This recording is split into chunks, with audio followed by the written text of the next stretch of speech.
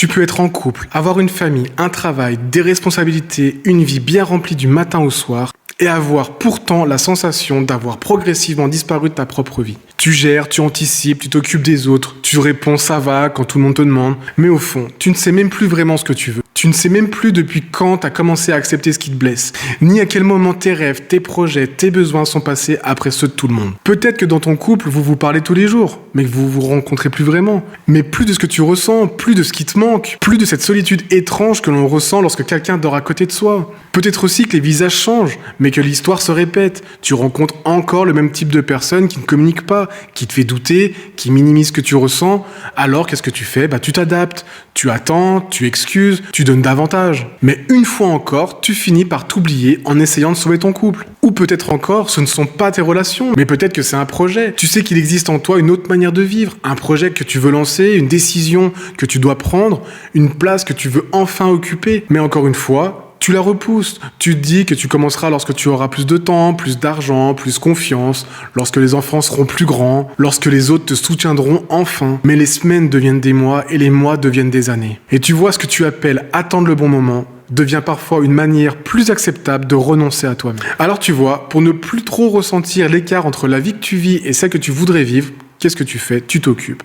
Tu prends ton téléphone, tu fais défiler la vie des autres, tu allumes ta télé, tu travailles davantage, tu remplis chaque silence. Non pas parce que ces choses-là sont mauvaises, mais parce qu'elles t'évitent parfois d'entendre cette petite voix qui te murmure « ce n'est pas la vie que je voulais ». Donc dans cette vidéo, je vais t'expliquer pourquoi comprendre ce qui ne va pas ne suffit pas toujours pour changer. Je vais te présenter les 4 mouvements de ma méthode OSE que j'ai conçue pour t'aider à retrouver un objectif qui ont du sens et remettre ton évolution en mouvement. Alors, pourquoi savoir ne suffit pas ? Tu sais peut-être déjà beaucoup de choses sur toi. Tu sais que tu devrais parler, poser une limite, prendre des décisions, faire davantage confiance, arrêter de te faire passer après les autres. Tu as peut-être lu des livres, écouté des podcasts, regardé des centaines de vidéos. Tu connais peut-être même les noms de tes blessures, de tes peurs, de tes croyances, mais tu continues parfois à vivre exactement les mêmes situations. Parce que savoir ne suffit pas. Derrière un comportement visible, il existe souvent une mécanique invisible. La peur de décevoir, la peur d'être abandonné, le besoin d'être validé, une culpabilité ancienne, une manière de te protéger qui t'a aidé autrefois, mais qui aujourd'hui t'enferme. C'est pour ça qu'une personne peut changer de partenaire, de travail ou de ville et finir par retrouver la même douleur sous un autre visage. Elle change de décor, mais elle a toujours le même scénario. Donc, que signifie OSE ? OSE, c'est objectif, sens, évolution. Quels sont tes véritables objectifs ? Pas celui des autres qui attendent de toi, pas celui qui ferait bien sur le papier, celui que tu veux réellement, celui que tu veux réellement vivre, construire, protéger ou transformer. Quel sens cet objectif possède-t-il pour toi ? Parce qu'avoir un objectif sans sens, ça devient une nouvelle obligation. Tu peux réussir professionnellement et te sentir complètement vide. Tu peux préserver ton couple et te sentir complètement perdu intérieurement.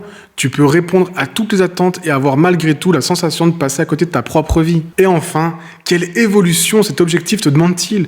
Parce que vouloir une autre vie sans modifier ce qui produit l'ancienne ne suffit même pas. Donc ma méthode OSE repose sur 4 mouvements. Révéler, structurer, ajuster et incarner. Révéler, c'est mettre en lumière ce qui agit en toi sans que tu le vois toujours clairement. Pourquoi acceptes-tu certaines paroles alors qu'elles te blessent ?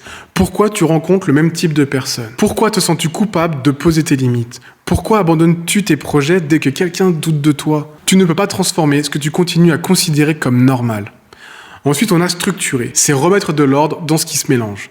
Distinguer les faits des peurs, tes besoins des attentes des autres.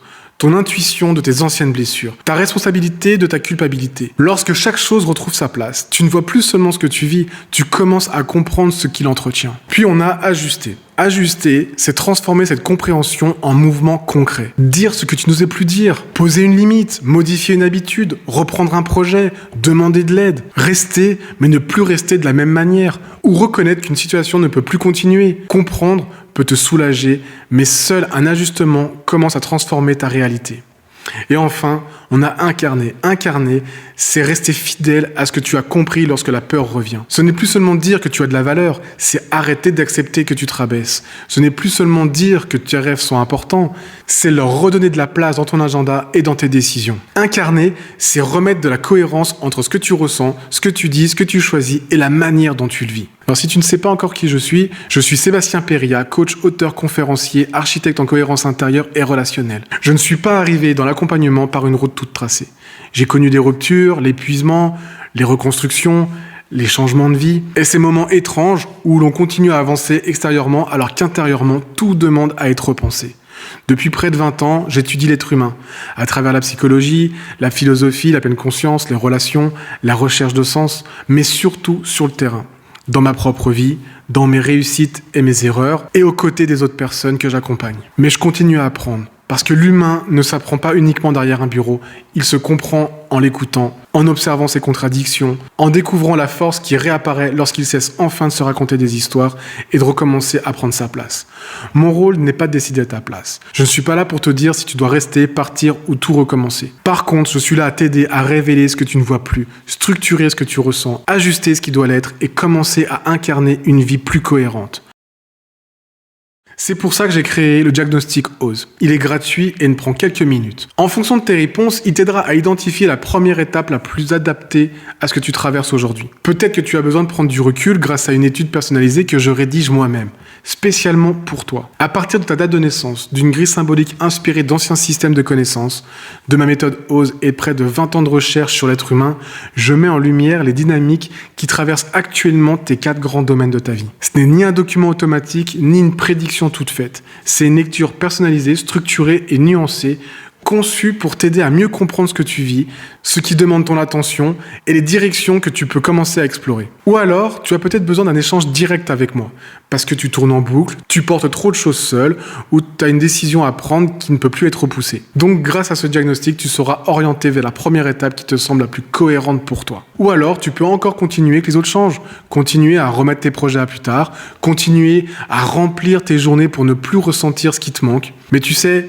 les jours que tu laisses passer ne reviendront jamais. Ta vie ne changera pas seulement parce que tu sais qu'elle devrait changer. Elle commencera à changer lorsque tu accepteras enfin de te regarder honnêtement. Ce que tu vis, ce que tu veux, ce que tu n'es plus prêt à accepter. Alors clique sur le lien en dessous de cette vidéo, fais gratuitement le diagnostic OSE, réponds comment tu vas réellement aujourd'hui, pas comme tu voudrais être, pas comme tu le montres aux autres comment tu vas, comment tu es maintenant. Parce que le premier pas n'est pas pour bouleverser toute ta vie. Le premier pas, c'est pour cesser de disparaître dans la tienne. Alors fais le diagnostic gratuitement et surtout, à toi d'oser enfin de prendre ta vie en main. Allez, à très vite. Ciao, ciao.